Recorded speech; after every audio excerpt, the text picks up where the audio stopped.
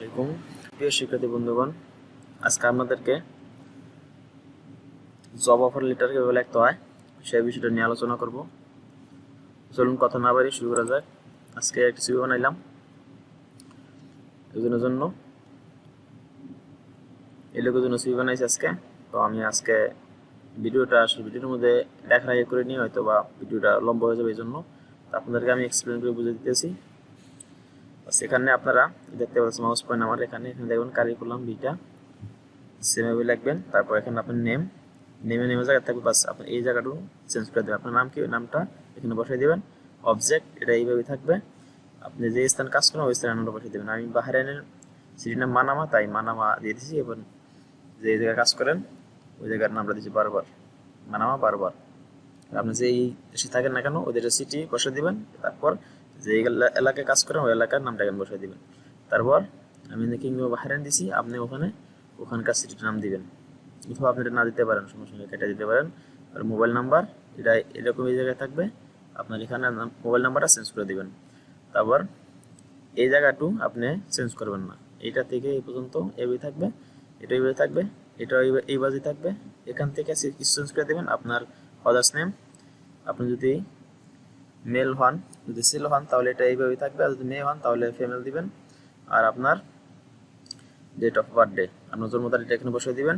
এবার আপনি যদি ম্যারিড হন তাহলে ম্যারিড লিখবেন, আর এখানে যদি সিঙ্গেল হন তাহলে সিঙ্গেল লেখা আছে এভাবেই থাকবে। এবং আপনার ধর্ম কি, ইসলাম, আপনি কোন দেশে থাকেন, বাংলাদেশ, ইন্ডিয়ান, পাকিস্তান, যে দেশে থাকেন ওই দেশের নামটা এখানে বসিয়ে দেবেন, আপনার ন্যাশনালিটি যেটা আর কি সাধারণত। এবং আপনার সিপিআর নাম্বার, সিপিআর বাংলাদেশে বাহরাইনে সাধারণত সিপিআর চলে।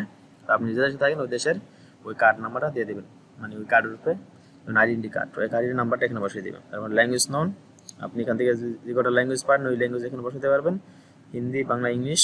আপনি যে কটা পারেন তো এইটা এইভাবে থাকবে।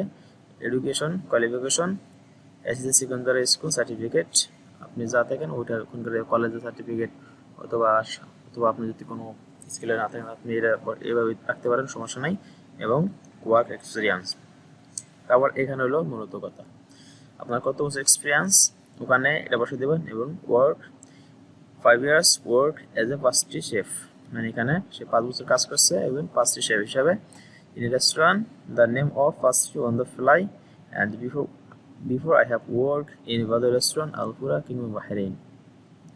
মানে এখানে আপনি যদি রেস্টুরেন্টে কাজ করে থাকেন তাহলে আপনি ওখান থেকে যে কয় বছর কাজ করেন, তিন বছর এখানে 3 years ওয়ার্ক এজ এ, আপনি যদি কিচেন শেফে থাকেন, কিচেন শেফ যে কিচেনে তো কুক করে, এজ এ কিচেন শেফ, অথবা সালার শেফ, অথবা grill chef, as a grill chef, as a পাসের শেফ দিচ্ছে, আপনি এজ এ গ্রিল শেফ দিতে পারেন। ওখানে as a kitchen chef, as a salad chef, এই জায়গাটু কেটে দিয়ে বাস ওই জায়গাটু লিখে দিতে পারেন, ঠিক আছে। In restaurant the name of থাকবে এখানেই, তারপর ওই রেস্টুরেন্ট নামটা এখানে বসাই দিবেন। দ্য নেম অফ যে রেস্টুরেন্ট নামটা ওই নামটা এখানে বসাই দিবেন।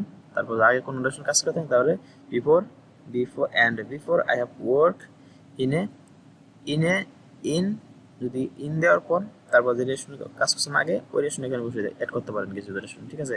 তারপর তারপর ওখানকার ওই দেশের কান্ট্রি নামটা নিচে বসিয়ে দিবেন, এই জায়গায় কাইটটা দিয়া ওই দেশের কান্ট্রি নামটা বসিয়ে দিবেন। তারপর strength, self confidence, good communication skills, ability to responsibilities, organize and handle pressure, ability to work hard, ঠিক আছে। এটা এইভাবে থাকবে, ধরবেন না। এবং ডিক্লারেশন এটা এইভাবে থাকবে, পুরোটা এইভাবে থাকবে, ঠিক আছে। শুধু এই জায়গাটা চেঞ্জ করবেন আর এখানে কিছু চেঞ্জ করবেন, ঠিক আছে। তো দেখেন ভিডিওর মধ্যে, ভিডিওটা শুরু থেকে শেষ পর্যন্ত দেখেন, একবার দেখেন তাহলে আপনি লিখতে পারবেন। এবং এই ভিডিওটা ইউটিউবে ছাড়া হবে, আপনার ওখান থেকে দেখতে পারবেন। এবং এটার আমি একটা লিঙ্ক দিয়ে দিব, ইমেজ আকার দিব, আপনারা ওইটা ডাউনলোড করে বা সেটা দেখে থেকে টাইপ করতে পারবেন, ঠিক আছে। এখানে ছবি দিবেন, যাদের ল্যাপটপ আছে তারা ছবি আনতে পারেন। আর ছবি আনার জন্য কি করবেন, আপনি এখানে যাবেন ইনসার্ট, দেখতে পাচ্ছেন ইনসার্ট থেকে ইমেজ থেকে দিস ডিভাইস। তারপর এখানে আপনার যেই সেটিংসে রাখছেন আপনি ইমেজটা, ওই ইমেজটা সিলেক্ট করে বাস এখানে নিয়ে আসতে পারবেন, ঠিক আছে। আমি একটা ইমেজ এনে দিতে দেখা যাচ্ছি,